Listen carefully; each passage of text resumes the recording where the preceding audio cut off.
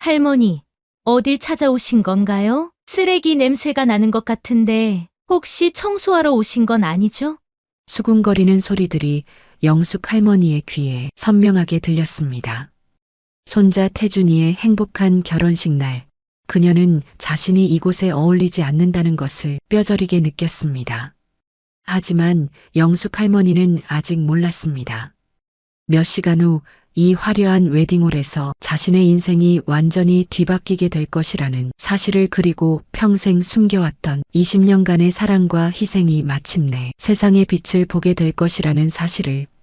20년 전 2004년 가을, 대구 달성군의 작은 시골 마을에 첫눈이 내리던 날이었습니다.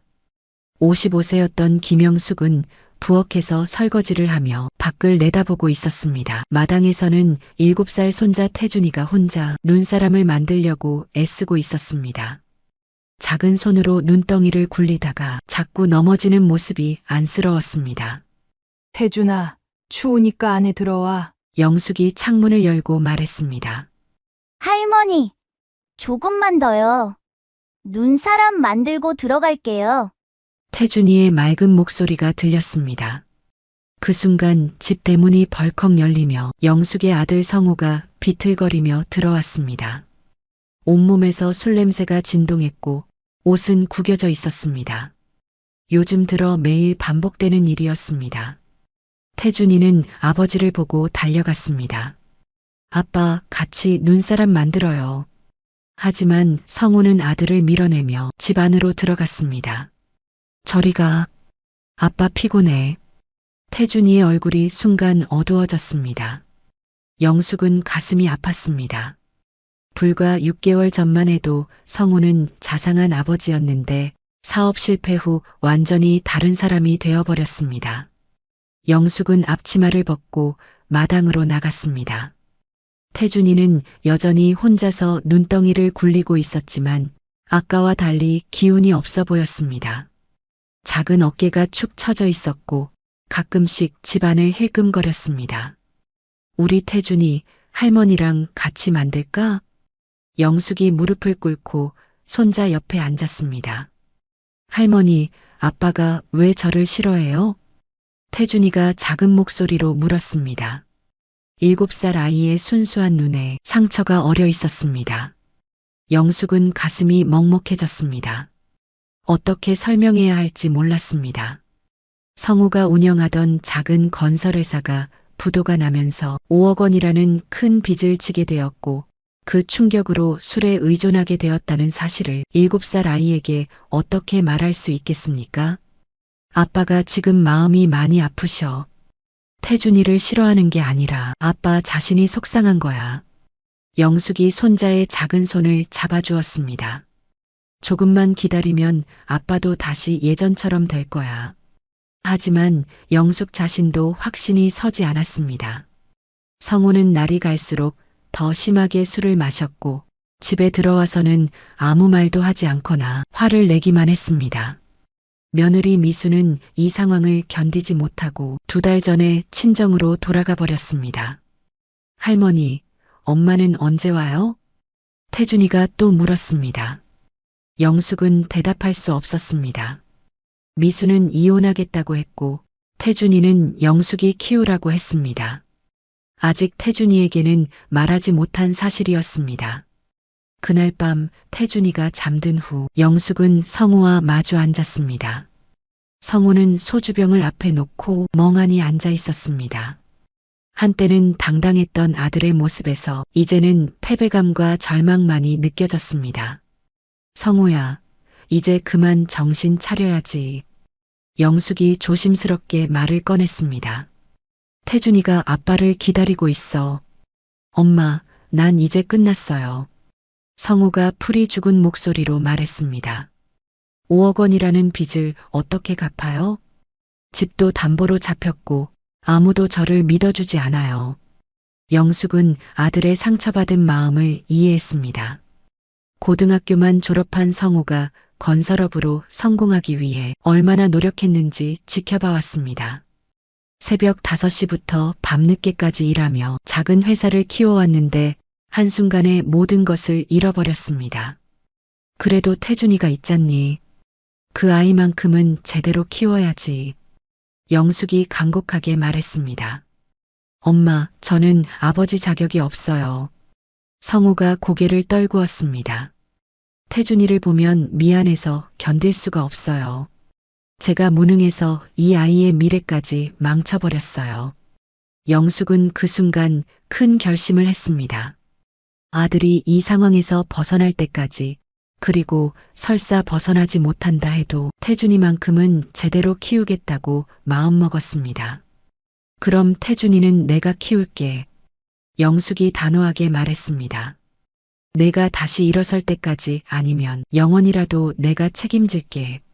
성우는 고개를 들어 어머니를 바라보았습니다. 그의 눈에는 안도감과 죄책감이 동시에 스쳐 지나갔습니다. 며칠 후 미순이 짐을 가지러 집에 왔습니다. 태준이는 엄마가 온다는 소식에 하루 종일 문 앞에서 기다렸습니다. 미순이 나타나자 태준이는 달려가서 엄마의 다리를 꼭 안았습니다.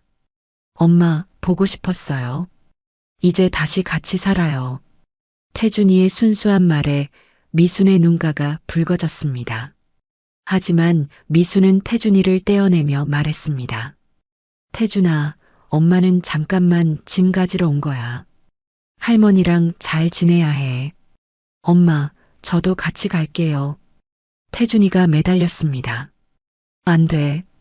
미순이 단호하게 말했습니다. 엄마는 혼자 가야 해. 영숙은 며느리와 따로 이야기하기 위해 태준이를 방으로 보냈습니다. 미순은 가방에 옷가지들을 급하게 집어넣고 있었습니다. 미순아, 정말 이혼할 거니? 영숙이 물었습니다.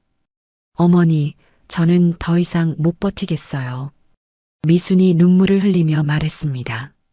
성우 오빠는 매일 술만 마시고 빚쟁이들은 계속 찾아오고 저는 아직 젊어요. 다시 시작하고 싶어요.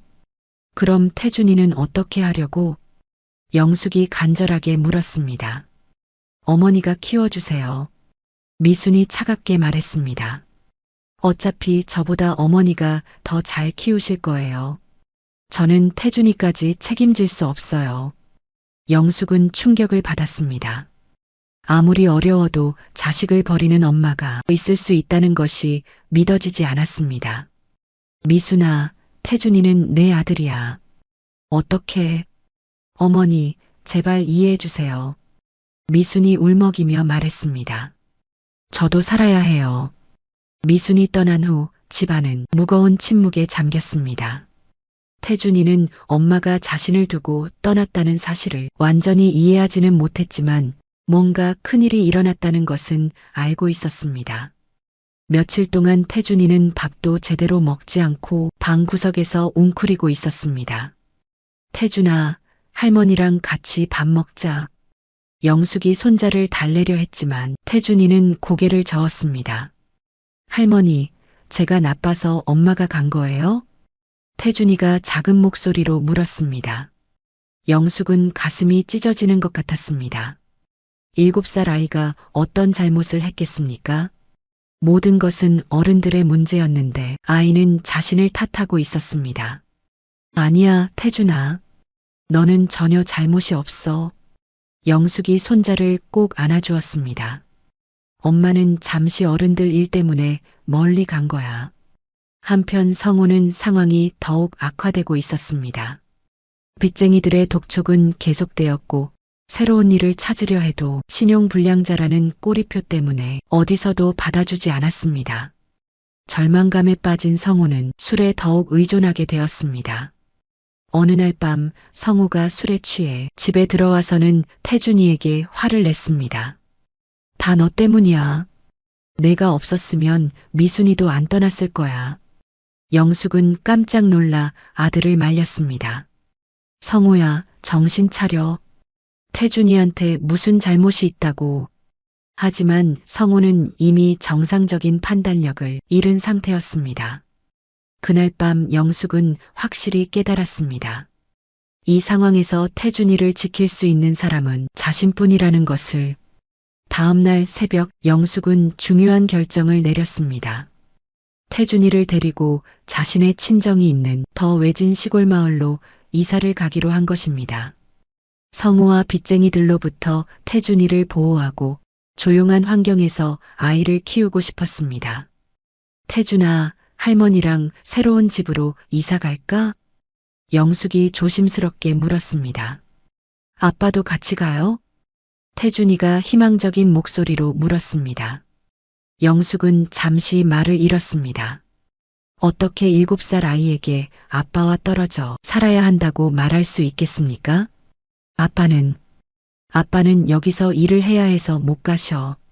하지만 가끔 만날 수 있어. 영숙이 거짓말을 했습니다. 사실 성우는 아들과 떨어져 있는 것이 차라리 낫다고 생각하고 있었습니다. 이사 준비를 하면서 영숙은 현실을 직시해야 했습니다. 자신의 나이는 55세, 가진 것이라고는 낡은 시골집 한 채뿐이었습니다. 남편은 10년 전에 사고로 세상을 떠났고 연금이나 특별한 수입원도 없었습니다. 어떻게 이 아이를 키우지? 영숙은 밤마다 고민했습니다. 태준이가 잠든 후 혼자 앉아서 계산기를 두드려 보았지만 수입은 턱없이 부족했습니다. 그러던 어느 날 마을 회관에서 폐지 수거 일을 하는 할머니를 보았습니다. 리어카에 종이박스와 신문지를 가득 싣고 가는 모습이었습니다. 저 일이라도 해야겠구나. 영숙은 생각했습니다. 자존심을 버리고라도 태준이를 위해서는 무엇이든 할 각오가 되어 있었습니다. 새로운 마을로 이사 온 지 일주일 후 영숙은 첫 번째 폐지 수거를 나갔습니다. 새벽 5시 태준이가 아직 잠들어 있을 때 조용히 집을 나섰습니다. 중고로 산 낡은 리어카를 끌고 마을을 돌아다니며 버려진 종이박스와 신문지를 모았습니다. 처음에는 무엇을 어떻게 해야 할지 몰랐습니다. 다른 할머니들을 따라다니며 요령을 배웠습니다. 어떤 종이가 값이 나가는지, 어디서 폐지를 구할 수 있는지, 수거업체는 어디에 있는지 하나하나 배워나갔습니다. 이거 처음이시죠? 같은 일을 하던 60대 할머니가 말을 걸었습니다. 젊은 분이 이 일을 하다니. 생계를 위해서요. 영숙이 솔직하게 대답했습니다. 손자 키우시나 봐요. 요즘 그런 분들 많아져요. 할머니가 이해한다는 듯이 고개를 끄덕였습니다. 힘들어도 참아야 해요. 아이들 위해서는 뭐든 해야죠. 첫날 폐지를 팔아서 번 돈은 3,500원이었습니다. 하루 종일 리어카를 끌고 다녀서 번 돈이 고작 그 정도였습니다. 영숙은 그 돈을 손에 쥐고 한참을 멍하니 있었습니다. 집으로 돌아오니 태준이가 혼자 깨어서 기다리고 있었습니다. 할머니, 어디 갔었어요? 할머니가 조금 일을 하고 왔어. 영숙이 피곤한 몸을 이끌고 아침을 준비했습니다. 할머니, 손이 왜 이렇게 더러워요? 태준이가 할머니의 거친 손을 보며 물었습니다. 영숙은 손을 재빨리 뒤로 숨겼습니다. 종이박스를 만지느라 손이 까맣게 더러워져 있었습니다. 태준이가 초등학교에 입학할 무렵 영숙의 하루 일과는 완전히 정해져 있었습니다. 새벽 4시에 일어나서 6시까지 폐지를 주우고 태준이를 학교에 보낸 후 다시 오전 10시부터 오후 3시까지 폐지 수거를 했습니다. 태준이가 학교에서 돌아오기 전에는 반드시 집에 있어야 했습니다. 태준아, 학교 어땠어? 영숙이 매일 같은 질문을 했습니다. 재미있었어요. 그런데 할머니, 태준이가 조심스럽게 말을 꺼냈습니다. 친구들이 왜 할머니가 리어카를 끌고 다니냐고 물어봐요. 영숙의 가슴이 철렁 내려앉았습니다. 아무래도 작은 마을이다 보니 소문이 퍼진 모양이었습니다. 아이가 학교에서 놀림받을까봐 가장 걱정했던 일이었습니다. 뭐라고 대답했어? 영숙이 떨리는 목소리로 물었습니다. 할머니가 환경을 지키는 일을 하신다고 했어요. 태준이가 순수하게 대답했습니다. 선생님이 재활용이 중요하다고 하셨거든요. 영숙은 손자의 순수함에 눈시울이 뜨거워졌습니다. 7살 아이가 할머니를 부끄러워하지 않으려고 그렇게 말한 것이었습니다. 그해 겨울, 영숙은 처음으로 큰 시련을 겪었습니다. 폭설이 내려 일주일 동안 폐지 수거를 나갈 수 없었습니다. 그동안 모아둔 돈도 거의 떨어져 가고 있었습니다. 할머니, 배고파요. 태준이가 말했습니다. 영숙은 마지막 남은 쌀로 죽을 끓여 주었습니다. 자신은 먹지 않고 태준이에게만 주었습니다. 할머니는 배가 안 고파. 태준이가 많이 먹어. 그날 밤 영숙은 잠들지 못했습니다. 이런 식으로 계속 살 수 있을까 하는 절망감이 밀려왔습니다. 다음 날 아침 영숙은 눈이 쌓인 길을 뚫고 나가기로 결심했습니다. 태준이가 굶을 수는 없었습니다. 무릎까지 쌓인 눈길을 헤치며 리어카를 끌고 나갔지만 평소보다 훨씬 힘들었습니다. 손이 꽁꽁 얼어서 제대로 감각이 없었고 발가락도 시린 고통으로 저렸습니다. 할머니, 오늘은 쉬세요. 이웃집 아저씨가 만류했습니다. 이런 날씨에 나가시면 안 돼요. 괜찮습니다. 조금만 나갔다 올게요. 영숙이 억지로 웃으며 대답했습니다. 그날 오후 영숙은 얼음길에서 리어카와 함께 넘어졌습니다. 무릎이 찢어져서 피가 흘렀지만 참고 견뎠습니다.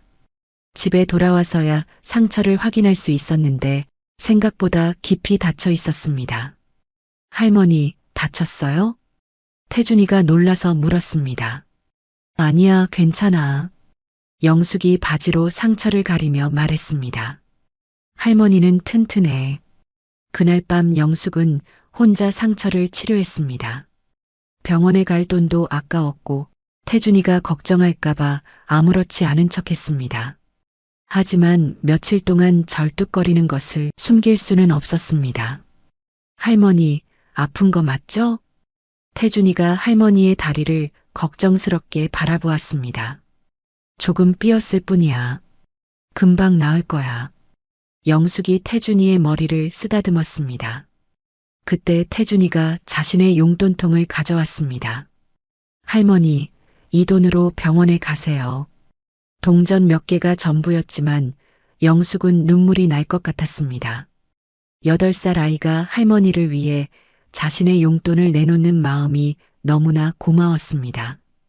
태준이가 초등학교 3학년이 되던 해 영숙은 첫 번째 통장을 만들었습니다.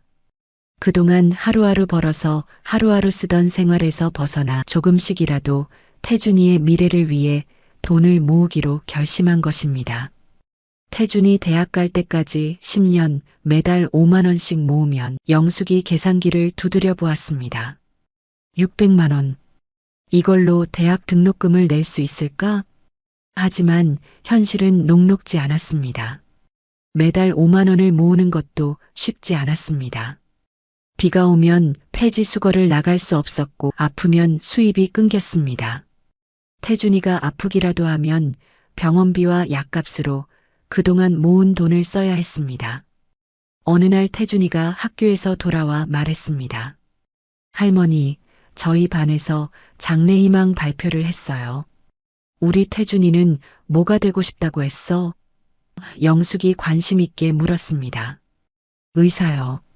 할머니가 아플 때 고쳐드리고 싶어서요. 태준이가 진지하게 대답했습니다. 영숙은 가슴이 뭉클해졌습니다. 아이가 자신을 위해서 의사가 되고 싶다고 했다니 동시에 걱정도 되었습니다. 의사가 되려면 얼마나 많은 돈이 필요할까요? 그날 밤 영숙은 결심했습니다. 더 열심히 일해서 더 많은 돈을 모으겠다고 태준이의 꿈을 포기하게 할 수는 없었습니다.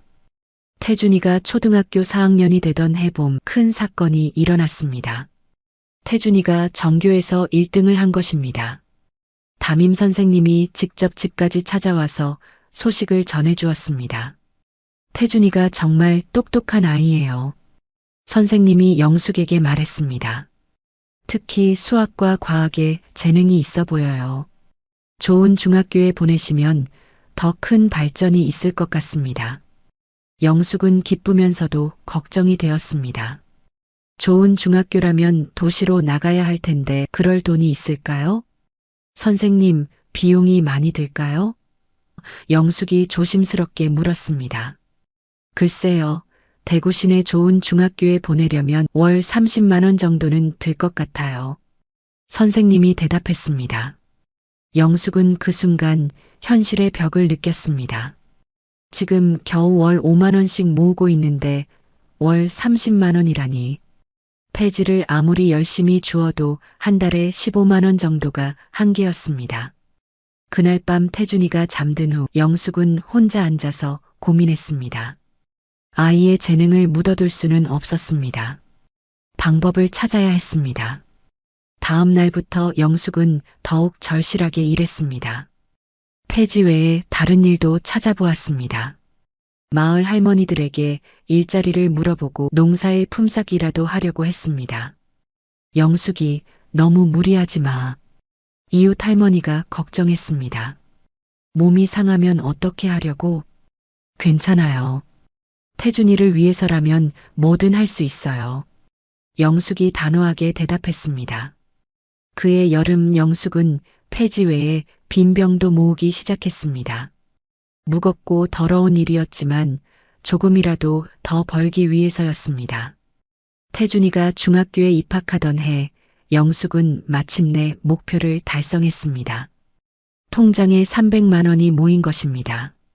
5년 동안 매일 새벽 3시부터 밤 10시까지 일한 결과였습니다. 하지만 이것만으로는 부족했습니다. 중학교 3년 동안 필요한 돈을 생각하면 더 많이 모아야 했습니다. 할머니, 저는 이 동네 중학교에 다녀도 괜찮아요. 태준이가 할머니의 걱정을 눈치채고 말했습니다. 안 돼. 넌 공부를 잘하니까 좋은 환경에서 배워야 해. 영숙이 단호하게 말했습니다. 할머니가 다 해결할 테니까 걱정하지 마. 태준이를 대구 시내 중학교에 보내기 위해 영숙은 큰 결단을 내렸습니다. 태준이와 함께 도시 근처로 이사를 가기로 한 것입니다. 시골집을 팔아서 도시 외곽에 작은 전세집을 구했습니다. 도시에서의 폐지 수거는 시골과 완전히 달랐습니다. 경쟁이 치열했고 영역 다툼도 있었습니다. 먼저 자리를 잡은 할머니들이 새로운 영숙을 경계했습니다. 여기는 우리 구역이야. 다른 데가. 한 할머니가 퉁명스럽게 말했습니다. 영숙은 말없이 고개를 숙이고 다른 곳으로 갔습니다. 시골에서처럼 여유롭게 할 수 있는 일이 아니었습니다. 새벽 2시부터 나가서 다른 사람들보다 먼저 좋은 폐지를 찾아야 했습니다. 그런데 도시에서는 수입이 더 많았습니다. 폐지의 양도 많았고 값도 더 좋았습니다. 열심히 하면 하루에 2만 원까지도 벌 수 있었습니다. 이제 좀 나아지겠다. 영숙이 희망을 가졌습니다. 하지만 도시 생활은 다른 면에서 힘들었습니다. 사람들의 시선이 더 차가웠고 태준이가 부끄러워할까봐 더 조심스러웠습니다. 태준이가 중학교 2학년이 되던 어느 날 영숙에게 큰 충격이 찾아왔습니다. 태준이가 학교에서 친구들에게 놀림을 받고 온 것입니다. 평소와 달리 기운이 없는 태준이를 보고 영숙이 물었습니다. 태준아, 무슨 일 있었어? 태준이는 한동안 말을 하지 않다가 결국 털어놓았습니다. 할머니, 친구들이 할머니가 폐지 줍는다고 놀려요. 거지 할머니라고 해요. 영숙은 가슴이 철렁 내려앉았습니다. 가장 걱정했던 일이 벌어진 것입니다. 그래서 넌 뭐라고 했어? 영숙이 떨리는 목소리로 물었습니다. 아무 말도 못했어요. 태준이가 고개를 숙였습니다. 부끄러웠어요. 그 순간 영숙은 온 세상이 무너지는 것 같았습니다. 손자가 자신을 부끄러워한다는 사실이 가슴을 찢어 놓았습니다. 태준아, 할머니가 미안해. 영숙이 눈물을 흘리며 말했습니다. 아니에요, 할머니. 제가 잘못 말했어요. 태준이가 황급히 말했습니다. 할머니는 나를 위해서 그런 거잖아요. 하지만 영숙은 그날 밤 잠을 이루지 못했습니다. 혹시 자신이 태준이에게 짐이 되고 있는 건 아닐까? 다른 방법은 없을까? 다음 날부터 영숙은 더욱 조심스럽게 일했습니다. 태준이가 학교에 있는 시간에만 나가고 혹시라도 태준이 친구들에게 발각될까봐 학교 근처는 절대 가지 않았습니다. 어느 날 태준이가 말했습니다. 할머니, 저 이제 안 부끄러워해요. 할머니가 저를 위해서 얼마나 힘들게 일하시는지 알거든요. 영숙은 손자의 성숙한 모습에 눈물이 났습니다. 아이가 너무 일찍 어른이 되어가는 것 같아 안쓰러웠습니다. 태준이가 고등학교 3학년이 되어 대학 입시를 준비할 때 영숙의 통장에는 마침내 800만 원이 모여 있었습니다. 15년간의 피와 땀의 결실이었습니다. 하지만 서울의 좋은 대학교 등록금을 생각하면 여전히 부족했습니다. 할머니, 저는 지방 국립대학교에 갈게요. 태준이가 말했습니다. 등록금도 저렴하고 장학금도 받을 수 있어요. 안 돼. 내가 원하는 대학교에 가야 해. 영숙이 고집했습니다. 서울대학교 의과대학이 내 꿈이잖니. 태준이는 정말로 의과대학에 진학하고 싶어 했습니다. 어린 시절부터 할머니가 아플 때마다 의사가 되어 치료해드리고 싶다고 했던 그 꿈을 포기할 수 없었습니다. 그해 11월, 기적이 일어났습니다. 태준이가 정말로 서울대학교 의과대학에 합격한 것입니다. 15년간의 꿈이 현실이 되는 순간이었습니다. 할머니, 붙었어요. 정말 붙었어요. 태준이가 합격 통지서를 들고 뛰어왔습니다. 영숙은 그 순간 눈물이 쏟아졌습니다. 기쁨과 동시에 걱정도 밀려왔습니다. 이제 정말로 그 많은 돈을 마련해야 했습니다. 태준이의 서울대 의과대학 합격 소식은 마을에 큰 화제가 되었습니다. 시골 마을에서 서울대 의대생이 나온다는 것은 정말 드문 일이었습니다. 이웃들이 축하하러 찾아왔고 지역 신문에서 인터뷰 요청까지 왔습니다. 영숙이 정말 대단해. 혼자서 의대생을 키워내다니. 이웃 할머니들이 부러워했습니다. 하지만 영숙의 마음은 복잡했습니다. 기쁨보다는 걱정이 더 컸습니다. 할머니, 저는 휴학하고 군대부터 다녀올게요. 태준이가 제안했습니다. 안 돼. 영숙이 단호하게 말했습니다. 한번 늦어지면 계속 늦어져. 바로 들어가야 해. 영숙은 새로운 결심을 했습니다. 폐지 수거만으로는 한계가 있으니 다른 일도 더 찾아보기로 했습니다. 새벽에는 폐지를 줍고 낮에는 식당 일을 하고 저녁에는 청소 일을 하기로 했습니다. 할머니, 몸이 견딜 수 있을까요? 태준이가 걱정했습니다. 괜찮아. 6년만 더 버티면 돼. 영숙이 밝게 웃었습니다. 내가 의사가 되면 할머니도 편해질 거야. 그때부터 영숙의 하루는 18시간이 되었습니다. 새벽 2시에 일어나서 밤 8시까지 쉬지 않고 일했습니다. 몸은 힘들었지만 마음은 가벼웠습니다. 태준이가 의사가 되는 꿈을 향해 한 걸음씩 나아가고 있다는 생각 때문이었습니다. 태준이도 할머니의 희생을 알고 있었기 때문에 더욱 열심히 공부했습니다.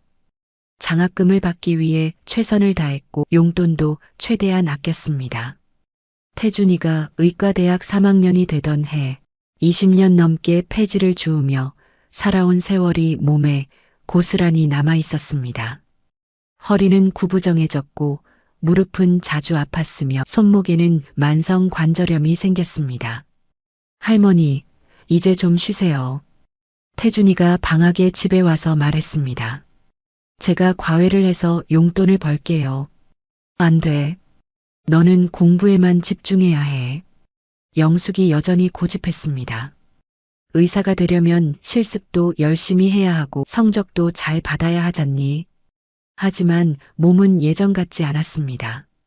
그때 태준이가 중요한 소식을 전했습니다. 할머니, 제가 성적 우수 장학금을 받게 됐어요. 앞으로 등록금을 안 내도 돼요. 영숙은 그 말을 듣고 안도의 눈물을 흘렸습니다. 그동안의 고생이 보상받는 순간이었습니다. 정말이니? 우리 태준이가? 영숙이 기뻐했습니다. 네, 그리고 졸업 후에는 바로 레지던트 과정에 들어갈 수 있을 것 같아요. 그러면 월급도 받을 수 있어요. 태준이가 설명했습니다. 영숙은 그제서야 긴 터널의 끝이 보이는 기분이었습니다. 태준이가 의과대학을 졸업하고 레지던트가 되던 해, 영숙은 처음으로 안정적인 마음을 가질 수 있었습니다. 할머니, 이제 폐지 줍는 일 그만하세요. 태준이가 간곡하게 부탁했습니다. 제가 할머니를 모실게요. 하지만 영숙은 쉽게 수긍하지 않았습니다. 22년간 해온 일을 하루아침에 그만둔다는 것이 쉽지 않았습니다. 게다가 아직 태준이가 완전히 독립한 것도 아니었습니다. 내가 전문의가 되어서 안정될 때까지는 할머니가 계속 일해야 해. 영숙이 말했습니다. 태준이는 할머니의 고집을 이해했습니다. 평생 남에게 기대지 않고 스스로 살아온 할머니가 갑자기 의존적으로 변할 수는 없다는 것을 알았습니다. 그 즈음 태준이는 지혜라는 간호사와 만나게 되었습니다. 병원에서 함께 일하게 된 지혜는 태준이의 성실함과 따뜻한 마음에 반했고 태준이도 지혜의 밝고 긍정적인 성격을 좋아하게 되었습니다. 할머니, 제가 좋아하는 사람이 생겼어요. 태준이가 어느 날 전화로 말했습니다. 정말이니? 좋은 사람이야? 영숙이 기뻐했습니다. 네, 정말 좋은 사람이에요. 나중에 할머니께 소개해 드릴게요. 태준이의 목소리에 행복이 묻어났습니다. 영숙은 손자가 좋은 사람을 만난 것이 너무 기뻤습니다. 그동안 공부만 하느라 제대로 된 연애도 못 해본 태준이가 드디어 자신의 행복을 찾는 것 같았습니다. 하지만 한편으로는 걱정도 되었습니다. 과연 그 좋은 여자가 폐지 줍는 할머니를 받아들일 수 있을까요?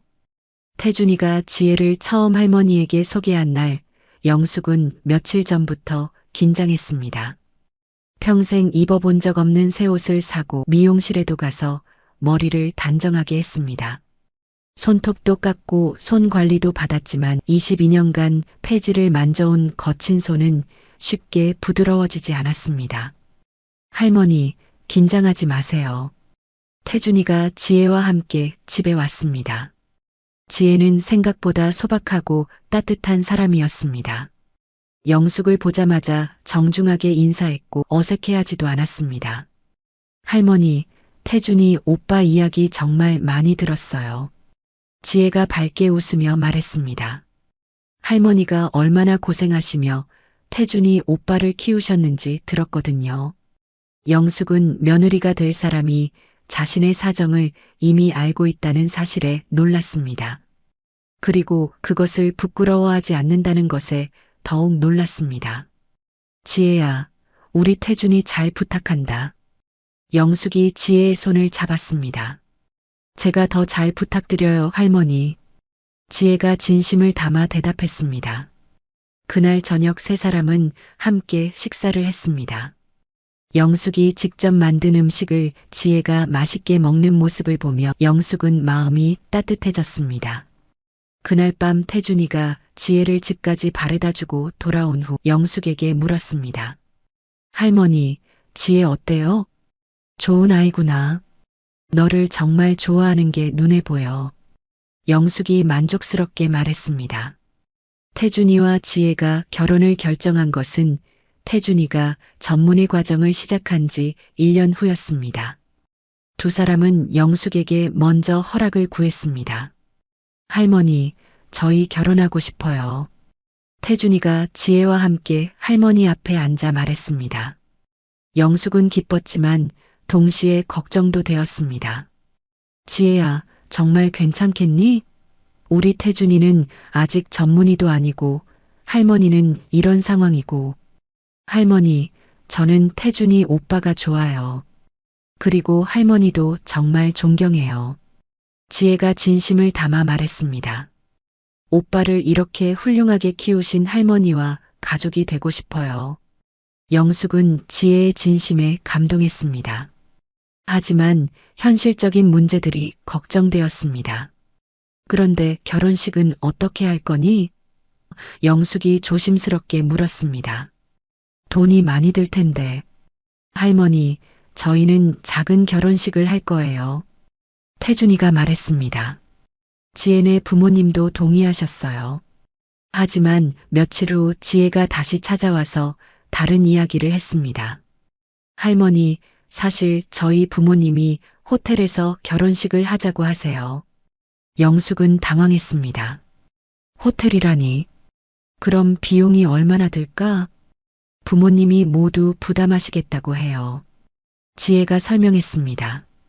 할머니는 그냥 오셔서 축복해 주시기만 하면 돼요. 영숙은 복잡한 마음이었습니다. 손자의 결혼식에 자신이 아무것도 해줄 수 없다는 것이 속상했습니다. 그동안 태준이를 위해 평생을 바쳤는데 정작 결혼식에서는 구경만 하고 있어야 한다니. 그날 밤 영숙은 오랫동안 고민했습니다. 그리고 마침내 결심했습니다. 그동안 조금씩 모아온 돈으로 태준이에게 마지막 선물을 해주기로. 영숙은 다음날 은행에 가서 통장을 확인했습니다. 30년간 모은 돈은 정확히 1,500만 원이었습니다. 태준이의 대학 등록금과 생활비로 많이 썼지만 그래도 이 정도는 남아 있었습니다. 태준이가 장학금을 받고 레지던트가 되면서 할머니가 돈을 쓸 일이 줄어들었기 때문입니다. 이 돈으로 태준이에게 마지막 선물을 해줘야지. 영숙이 혼자 중얼거렸습니다. 하지만 한편으로는 망설여졌습니다. 이 돈은 자신의 노후 자금이기도 했습니다. 영숙에게도 앞으로 살아갈 돈이 필요했습니다. 태준이가 효자이긴 하지만 결혼하고 나면 자신의 가정이 우선이 될 것입니다. 하지만 태준이를 위해 평생을 살았는데 마지막에 아끼면 뭐하나. 영숙이 결심했습니다. 결혼식 준비가 본격적으로 시작되자 영숙은 점점 더 위축되었습니다. 지혜의 부모님은 의사 집안으로 사회적 지위가 높았고 결혼식도 강남의 유명한 호텔에서 하기로 했습니다. 할머니, 결혼식 날 무엇을 입으실 거예요? 지혜가 물었습니다. 영숙은 자신의 낡은 한복을 생각했습니다. 30년 전에 산 그 한복 말고는 제대로 된 옷이 없었습니다. 지혜야, 할머니는 그냥 평상복을 입고 갈게. 영숙이 말했습니다. 안 돼요, 할머니. 주인공인데 어떻게 평상복을 입으세요? 지혜가 놀라며 말했습니다. 저희가 한복을 맞춰드릴게요. 아니야, 그럴 필요 없어. 영숙이 고개를 저었습니다. 할머니한테 있는 한복 입고 갈게. 영숙은 자신이 그 화려한 자리에 어울리지 않을 것이라는 걱정이 앞섰습니다. 폐지를 주우며 평생을 산 할머니가 고급 호텔에서 열리는 결혼식에 가는 것이 과연 맞을까요? 결혼식 일주일 전 영숙은 마지막으로 폐지 수거를 나갔습니다. 30년간 해온 일을 이제 그만두기로 결심했기 때문입니다. 태준이가 결혼하고 나면 더 이상 이런 힘든 일을 할 필요가 없을 것 같았습니다. 영숙이 정말 그만둘 거야? 그 같은 일을 하던 이웃 할머니가 물었습니다. 응, 손자가 결혼하니까 이제 그만해도 될 것 같아. 영숙이 대답했습니다. 부럽다. 손자 덕 좀 보겠네. 할머니가 부러워했습니다. 하지만 영숙은 왠지 모를 공허함을 느꼈습니다. 30년간 해온 일을 그만둔다는 것이 쉽지 않았습니다. 새벽에 일어나서 리어카를 끄는 것이 몸에 배어 있었는데 갑자기 그만둔다니 막막했습니다. 그날 저녁 태준이가 전화를 걸어왔습니다. 할머니, 결혼식 준비는 다 되셨어요? 응, 다 됐어. 영숙이 대답했습니다. 할머니, 혹시 뭔가 준비하신 거 있으세요? 축사라든지. 태준이가 물었습니다. 영숙은 잠시 망설이다가 말했습니다. 태준아, 할머니가 선물을 준비했어. 결혼식 날 줄게. 할머니, 무엇을 준비하셨는데 그러세요? 정말 아무것도 안 해주셔도 돼요. 태준이가 걱정스럽게 말했습니다. 할머니 마음이니까 받아야 해. 영숙이 단호하게 말했습니다. 전화를 끊고 나서 영숙은 통장을 다시 한번 확인했습니다. 1,500만 원. 30년간의 사랑이 담긴 이 돈을 태준이에게 전해주는 순간을 생각하니 가슴이 벅찼습니다. 이제 정말 마지막이구나. 영숙이 혼자 중얼거렸습니다. 새로운 시작을 앞둔 손자에게 줄 수 있는 할머니의 마지막이자 최고의 선물이었습니다. 2024년 4월 결혼식 당일 아침, 영숙 할머니는 새벽 4시에 눈을 떴습니다. 30년간의 습관 때문이었습니다. 하지만 오늘은 폐지를 주우러 나가는 날이 아니었습니다. 사랑하는 손자 태준이의 결혼식이 있는 특별한 날이었습니다. 낡은 거울 앞에서 자신의 모습을 바라보며 영숙은 한숨을 내쉬었습니다. 얼굴에는 30년간의 고생이 고스란히 새겨져 있었습니다. 깊게 팬 주름, 거친 손, 구부정한 허리. 모든 것이 태준이를 위한 희생의 흔적이었습니다. 장롱에서 남색 한복을 꺼냈습니다. 색이 많이 바랬지만 정성스럽게 다려서 나름 단정해 보였습니다. 거울에 비친 자신의 모습이 과연 그 화려한 호텔에 어울릴지 걱정되었지만 오늘만큼은 용기를 내야 했습니다. 보자기에 쌓인 통장을 마지막으로 확인했습니다. 1,500만 원. 30년간 비가 와도 눈이 와도 하루도 빠지지 않고 폐지를 주워 모은 돈이었습니다. 한 푼 한 푼이 모두 태준이를 향한 사랑이었습니다. 태준아, 할머니가 줄 수 있는 마지막 선물이란다. 영숙이 통장을 보자기에 다시 싸며 중얼거렸습니다. 대구에서 서울까지 가는 기차 시간을 확인하고 영숙은 집을 나섰습니다. 기차 안에서 영숙은 창밖 풍경을 바라보며 지난 30년을 떠올렸습니다.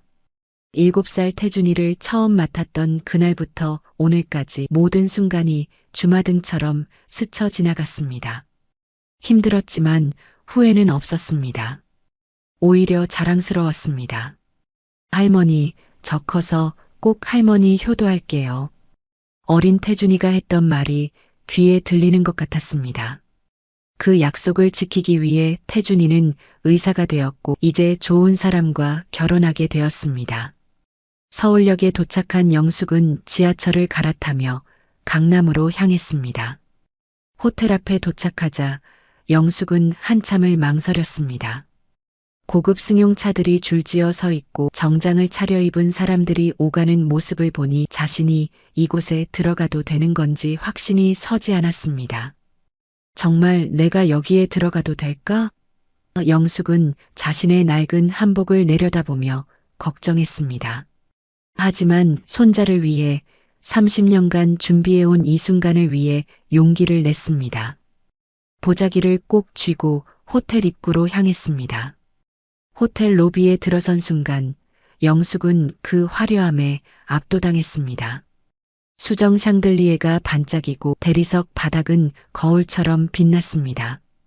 곳곳에 놓인 화려한 꽃꽂이와 고급스러운 소파들이 마치 궁전 같은 분위기를 연출했습니다. 어서 오십시오.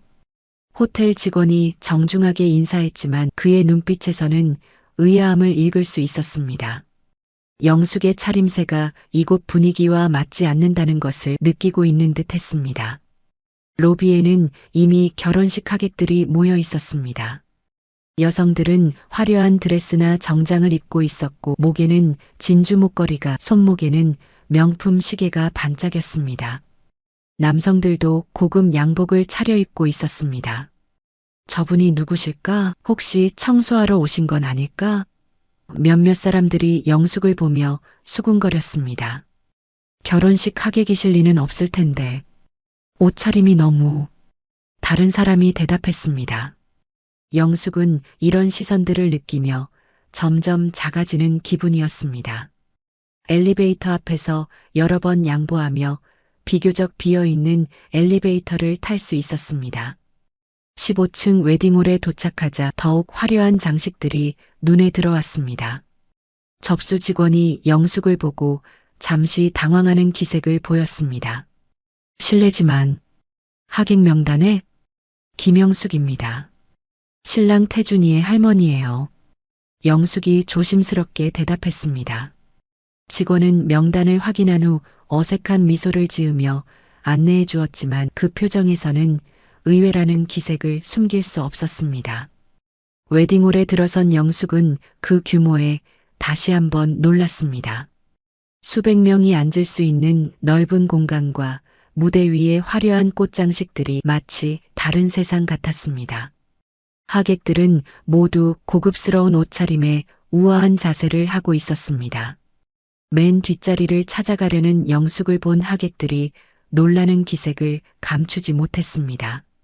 한 중년 여성은 자신의 명품 핸드백을 옆자리로 옮기며 자리를 피했고 또 다른 남성은 코를 살짝 찡그리며 고개를 돌렸습니다. 저분이 정말 신랑 쪽 가족일까? 앞자리에 앉은 여성이 친구에게 작은 목소리로 물었습니다. 아무래도 아닌 것 같은데 혹시 길을 잘못 든 게 아닐까? 보세요. 한복도 얼마나 낡았는지. 그리고 그 보자기는 뭐예요? 영숙은 이런 시선들과 속삭임들을 견디며 구석자리에 앉았습니다. 손에 든 보자기를 무릎 위에 올려놓고 조심스럽게 주변을 둘러보았습니다. 신부 측 가족들로 보이는 사람들이 앞자리에 앉아 있었습니다. 특히 신부의 어머니로 보이는 여성은 진주 목걸이와 고급 정장을 입고 있었고 그 옆에 남성은 의사가운을 벗고 온 듯한 품격 있는 모습이었습니다.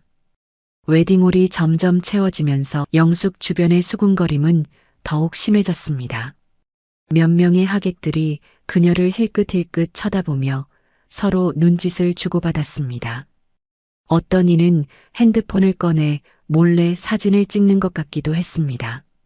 정말 이상하네. 저런 분이 어떻게 여기 계시지? 한 여성이 속삭였습니다. 혹시 초대받지 않고 온 건 아닐까? 가끔 그런 경우가 있다던데. 다른 여성이 대답했습니다.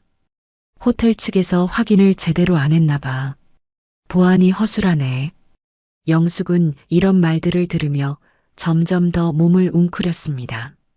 30년 된 한복의 색바랜 부분이 더욱 도드라져 보였고 거친 손이 너무나 부끄러웠습니다. 그때 신부 측 가족들 사이에서 소동이 일어났습니다. 지혜의 어머니가 누군가와 전화 통화를 하며 걱정스러운 표정을 짓고 있었습니다. 여보, 정말 괜찮을까? 지혜 어머니가 남편에게 작은 목소리로 말했습니다.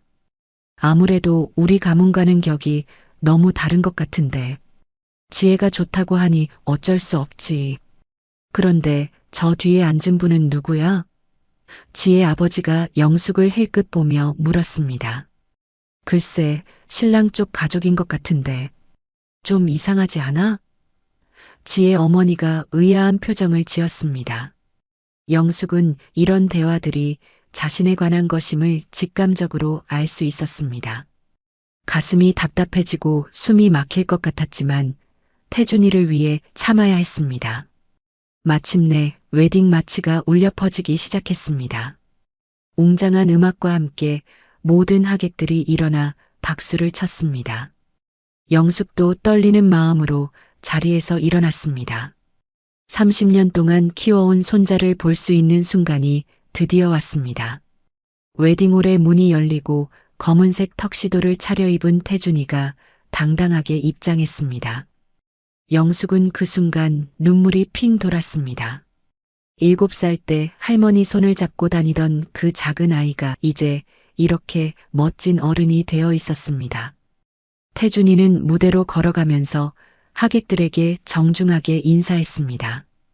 그의 눈이 웨딩홀을 훑어보다가 뒷자리의 할머니와 마주쳤습니다. 그 순간 태준이의 얼굴에 놀라움과 기쁨이 동시에 스쳐 지나갔습니다. 하지만 주변 하객들은 태준이가 왜 뒷자리를 향해 시선을 보내는지 의아해했습니다. 몇몇 사람들이 뒤를 돌아보며 영숙을 바라보았고 더욱 수군거리기 시작했습니다. 신랑이 저분을 아는 것 같은데. 한 여성이 속삭였습니다. 설마 정말 가족인 건 아니겠지? 다른 사람이 의아해했습니다. 신부 입장을 알리는 음악이 시작되었고 하얀 웨딩드레스를 입은 지혜가 아버지와 함께 입장했습니다. 지혜는 정말 아름다웠습니다. 순백의 드레스와 긴 베일, 그리고 행복에 가득 찬 미소가 마치 천사 같았습니다. 영숙은 그런 지혜를 보며 마음이 따뜻해졌습니다. 태준이가 정말 좋은 사람을 만났구나. 예식이 진행되는 동안 영숙은 가슴이 벅차올랐습니다. 하지만 기쁜 마음과 함께 서운함도 밀려왔습니다.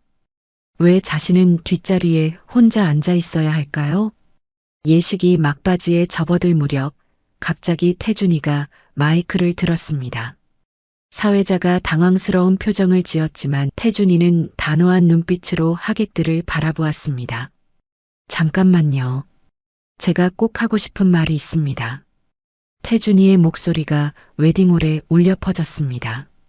갑작스러운 상황에 모든 하객들이 조용해졌습니다. 오늘 이 자리에 제가 가장 사랑하고 존경하는 분이 와 계십니다. 태준이가 뒷자리를 향해 손을 뻗었습니다.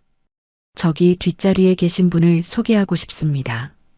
모든 시선이 영숙에게 집중되었습니다. 그녀는 당황해서 몸을 더욱 웅크렸습니다. 왜 갑자기 자신을 소개하려는 건지 이해할 수 없었습니다. 저의 할머니, 김영숙 할머니입니다. 태준이의 목소리에는 자부심이 가득했습니다. 제가 지금 여기에 서 있을 수 있는 것은 모두 저분 덕분입니다. 하객들 사이에서 웅성거림이 일어났습니다. 신부 측 가족들의 얼굴에는 놀라움이 스쳐 지나갔습니다. 특히 지혜의 어머니는 입을 살짝 벌린 채 영숙을 바라보았습니다.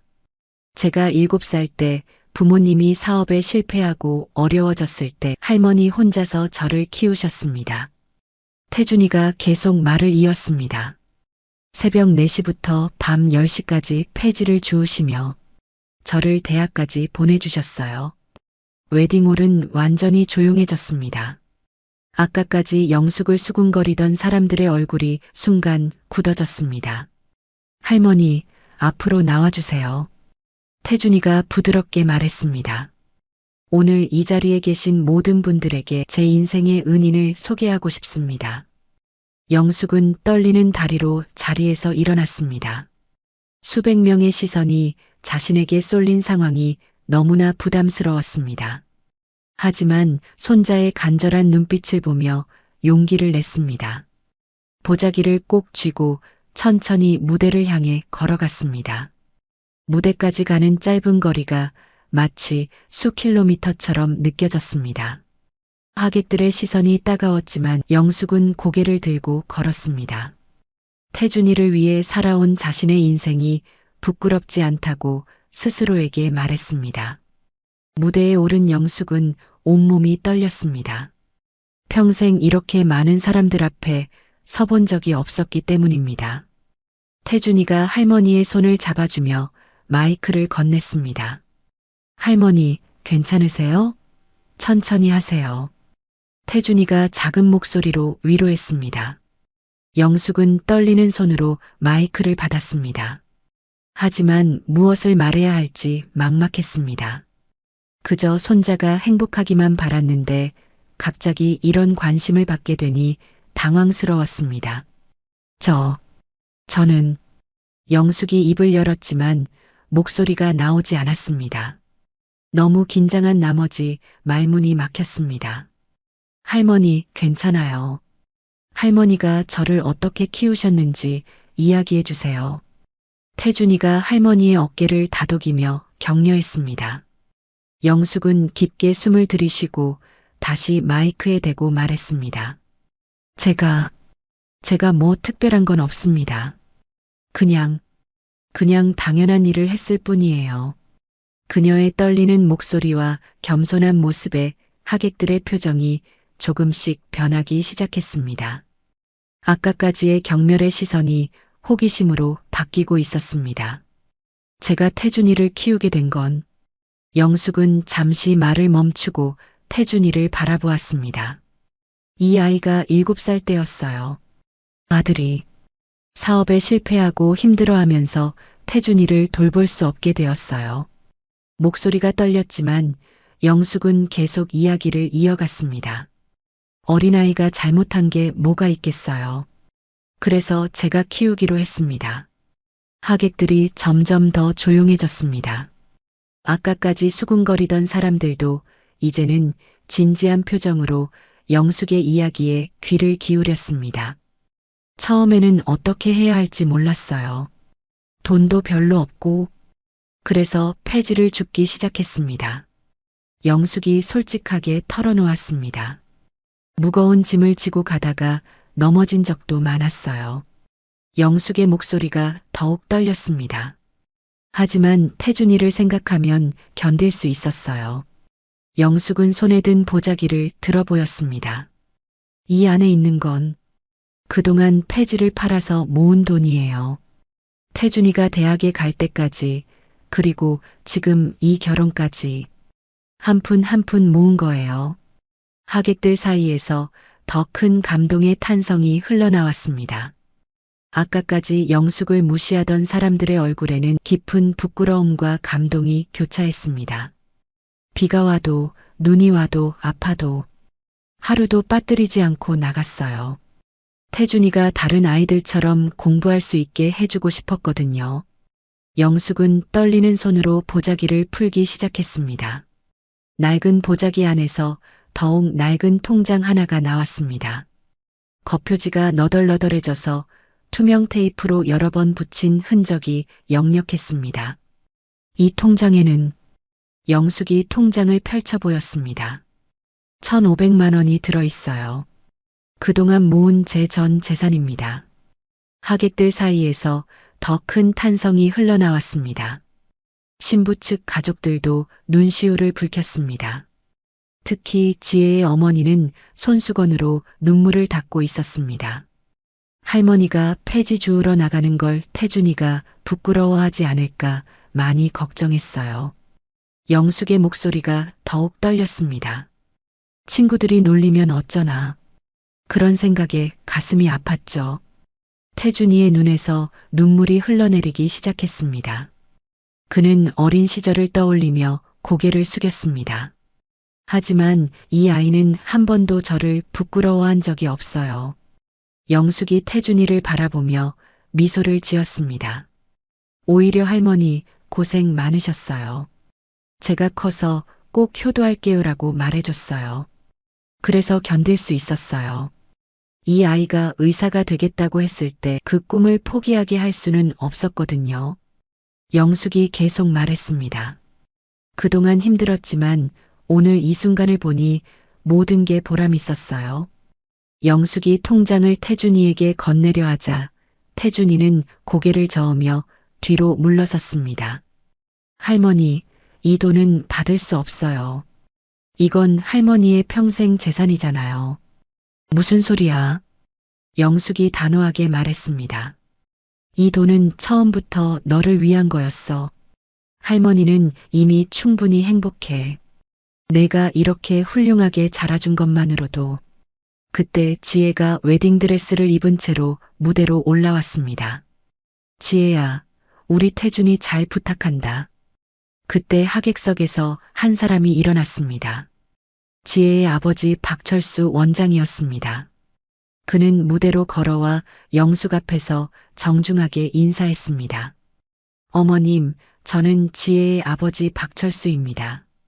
오늘 어머님의 이야기를 듣고 정말 큰 감동을 받았습니다. 박 원장의 눈에도 눈물이 고여 있었습니다. 의사로서 많은 환자들을 봐왔지만 어머님 같은 무조건적인 사랑은 처음 봅니다. 정말 존경합니다. 박 원장이 계속 말했습니다. 하객들 사이에서 박수가 터져나오기 시작했습니다. 처음에는 몇몇 사람들이었지만 곧 전체 하객들이 일어서서 우렁찬 박수를 보냈습니다. 어머님께서 그동안 환경보호를 실천하신 것도 정말 대단합니다. 박 원장이 박수 소리에 묻히지 않게 큰 목소리로 말했습니다. 박수가 잦아든 후 지혜의 어머니도 일어서서 무대로 올라왔습니다. 그녀는 아까까지의 어색한 표정을 완전히 벗어던지고 영숙의 손을 잡았습니다. 어머님, 정말 죄송합니다. 지혜 어머니의 목소리가 떨렸습니다. 제가 너무 편견을 가지고 있었네요. 이런 훌륭한 할머님이 계시는 집안과 우리 지혜가 인연을 맺게 되어 정말 감사합니다. 영숙은 며느리가 될 사람의 어머니가 이렇게 정중하게 사과하는 모습에 당황했습니다. 결혼식 직후 하객 중에서 한 남성이 할머니에게 다가왔습니다. 실례합니다. 저는 환경보호단체에서 일하는 김민수라고 합니다. 그는 정중하게 인사하며 영숙에게 다가왔습니다. 어르신 같은 분의 경험담을 시민들에게 들려주시면 정말 의미가 클 것 같습니다. 혹시 강의를 부탁드릴 수 있을까요? 영숙은 당황했습니다. 저 같은 사람이 무슨 강의를? 어머님, 20년간의 재활용 경험은 그 어떤 이론보다 소중한 지식입니다. 김민수가 진심 어린 목소리로 말했습니다. 요즘 젊은 세대들이 어머님 같은 분의 이야기를 꼭 들어야 합니다. 영숙은 믿을 수 없다는 표정으로 주위를 둘러보았습니다. 아침에만 해도 자신을 피하던 사람들이 이제는 모두 자신을 필요로 한다고 말하고 있었습니다.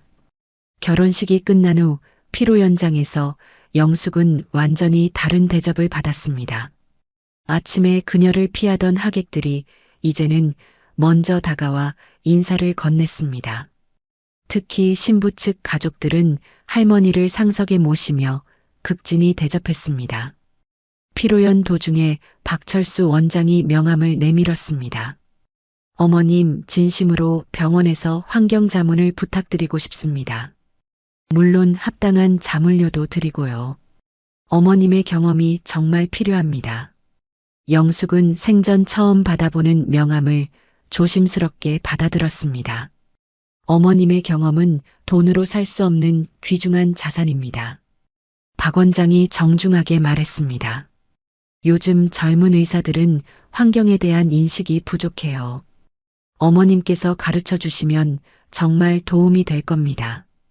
환경단체의 김민수도 다가와 제안했습니다.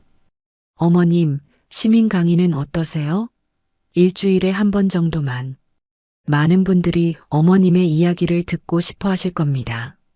영숙은 하루아침에 자신의 인생이 완전히 바뀌는 것을 느꼈습니다. 평생 숨어서 살아온 자신의 일이 이렇게 가치 있게 여겨질 줄은 꿈에도 몰랐습니다.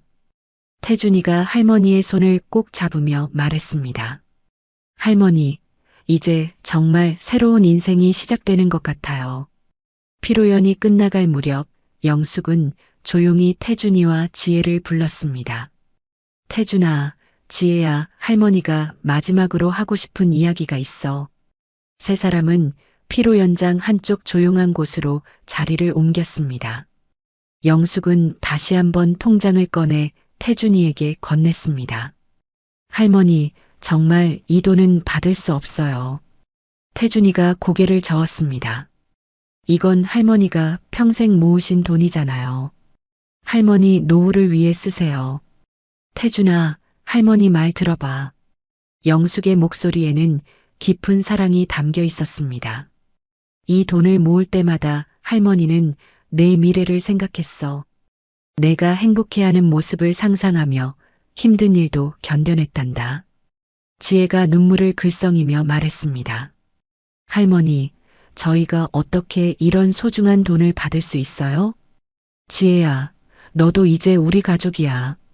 영숙이 지혜의 손을 잡았습니다.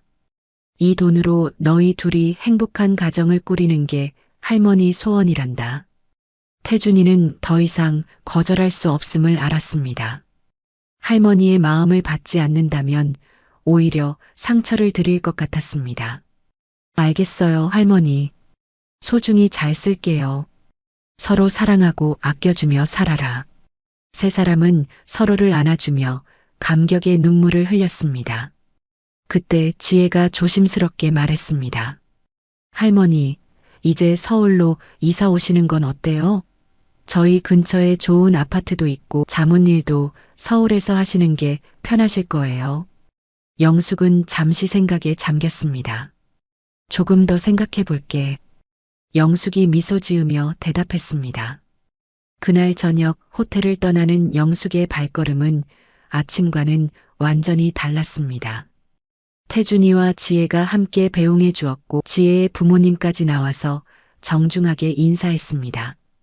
어머님, 오늘 정말 감사했습니다. 박철수 원장이 깊게 인사했습니다. 지혜의 어머니도 영숙의 손을 꼭 잡았습니다. 어머님, 앞으로 자주 뵈어요. 저도 어머님께 많은 것을 배우고 싶어요. 기차 안에서 영숙은 창밖을 바라보며 오늘 하루를 돌이켜 보았습니다. 새벽에 시골집에서 나올 때까지만 해도 이런 일이 벌어질 줄은 꿈에도 몰랐습니다. 명함들을 다시 한번 확인해 보았습니다. 병원 환경자문, 환경단체 강의. 모든 것이 현실이라고 믿기 어려웠습니다. 집에 도착한 영숙은 그동안 살아온 작은 집을 둘러보았습니다. 낡은 가구들, 오래된 사진들, 그리고 구석에 놓인 리어카까지. 모든 것이 추억이었습니다. 하지만 이제는 새로운 인생을 시작할 때가 온 것 같았습니다. 손자와 가까이 살면서 새로운 일을 하고 많은 사람들에게 도움을 줄 수 있는 기회를 얻었습니다. 한 달 후 영숙은 정말로 서울로 이사를 왔습니다. 태준이와 지혜가 마련해준 깔끔한 아파트에서 새로운 생활을 시작했습니다.